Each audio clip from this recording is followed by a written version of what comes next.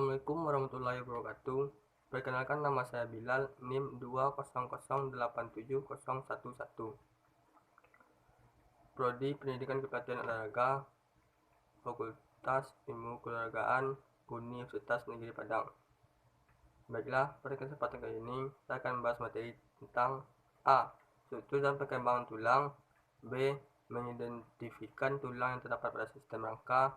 C. Jenis, struktur, dan fungsi persendian. A. Struktur dan perkembangan tulang.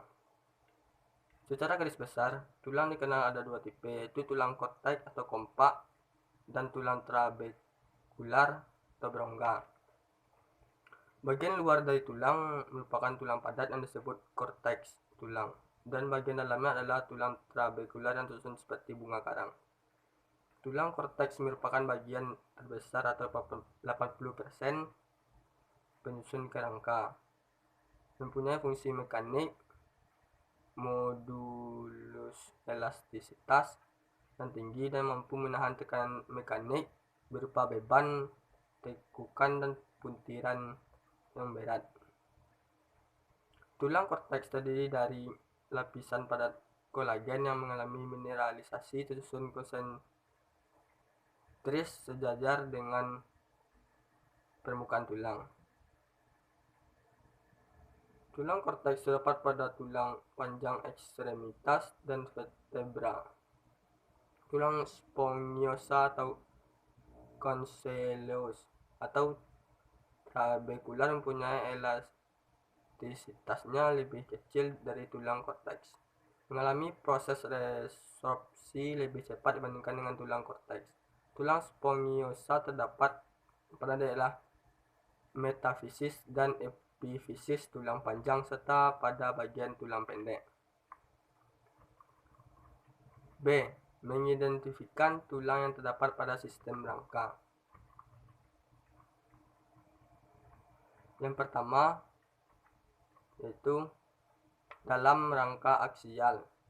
Rangka aksial berfungsi untuk melindungi organ dan memelihara postur tubuh. Tulang termasuk dalam rangka aksial yaitu tulang tengkorak, tulang belakang, tulang rusuk dan tulang dada, 7 pasang tulang rusuk sejati atau true ribs, 3 pasang tulang rusuk palsu atau false rib, dan 2 pasang tulang rusuk meriang atau floating ribs.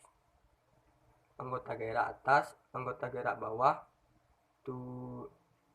tulang panggul, 2 tulang usus atau ilum, 2 tulang kemaluan atau ischium, 2 tulang duduk atau pubis. Tulang tengkorak. Tulang tengkorak tersusun dari 22 tulang yang bergabung bersama kecuali rahang.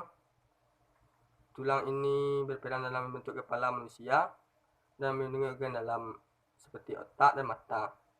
Bagian-bagian pada tulang tengkorak terdiri dari kranium, mandibula, dan maksila.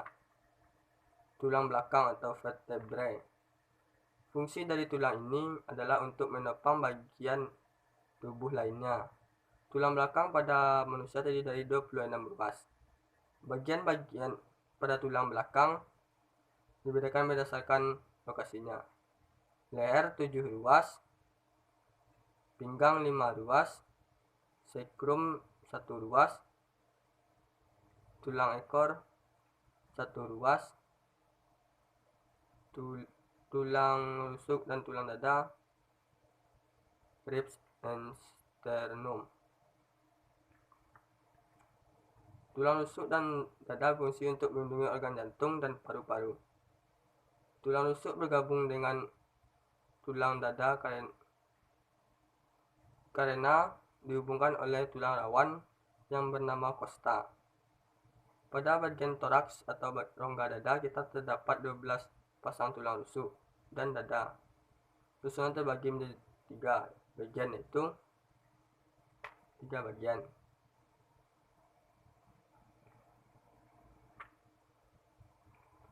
Yang kedua, rangka apendikular.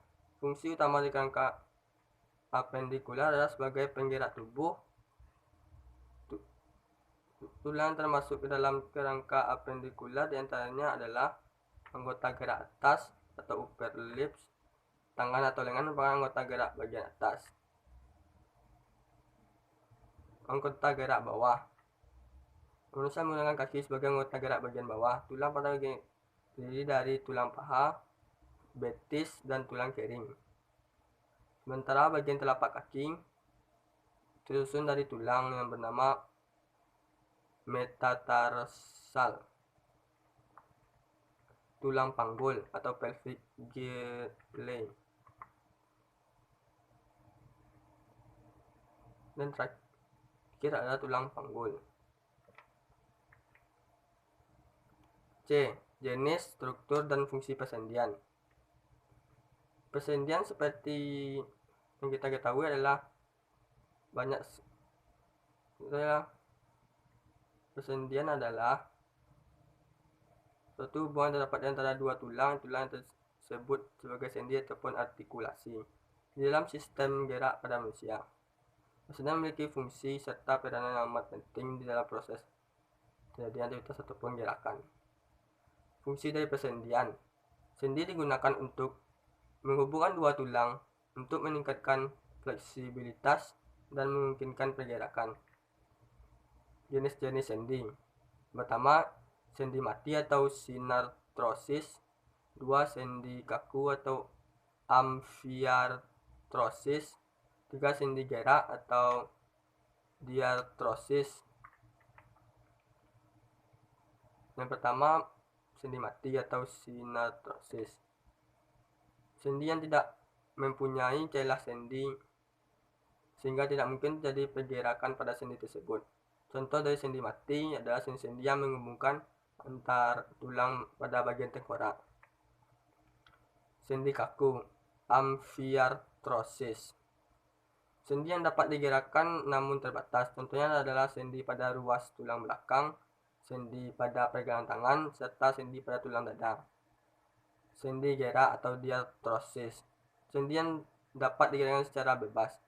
Sendi gerak diberikan menjadi yang pertama, sendi engsel. Sendi ini mungkin pergerakan tulang pada satu arah.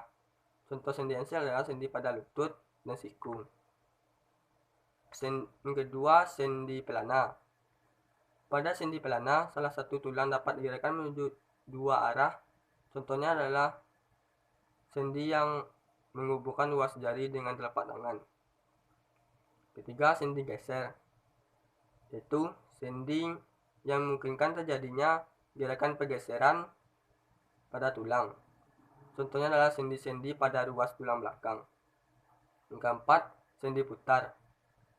Pada jenis sendi ini, salah satu tulang dapat bergerak karena memiliki poros pada tulang yang lainnya. Contohnya adalah sendi yang menghubungkan tulang hasta dan tulang pengepil. Sendi peluru. Pada sendi ini, salah satu tulang berbentuk bonggol sehingga tulang itu dapat bergerak ke segala arah. Contohnya adalah sendi yang menghubungkan tulang lengan dengan tulang gelang bahu serta tulang paha dan tulang gelang panggul. Sekian, itulah yang dapat saya sampaikan. Terlebih dan kurang, mohon maaf. Sekian, terima kasih. Assalamualaikum warahmatullahi wabarakatuh.